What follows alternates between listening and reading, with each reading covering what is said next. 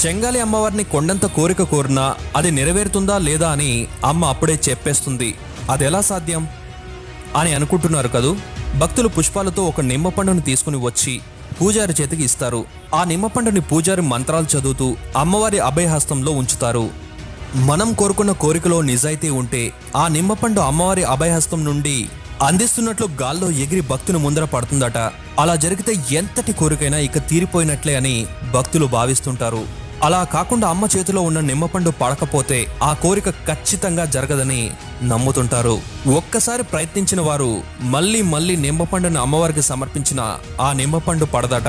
ఇస్రో వంటి గొప్ప శాస్త్రవేత్తలు కూడా ఈ ఆలయానికి సమీపంలో ఉన్న శ్రీహరికోటలో ఏ ఉపగ్రహ ప్రయోగం జరిగినా మొట్టమొదటగా ఆ నమూనా ఉపగ్రహాన్ని అమ్మవారి దగ్గరికి తీసుకువచ్చి ఆశీస్సులు పొందిన తర్వాతే ఆ ఉపగ్రహాన్ని తిరుమల శ్రీవారి చెంతకు తీసుకెళ్తారు. 7 సంవత్సరాలకు ఒకసారి అమ్మవారి బ్రహ్మోత్సవాలు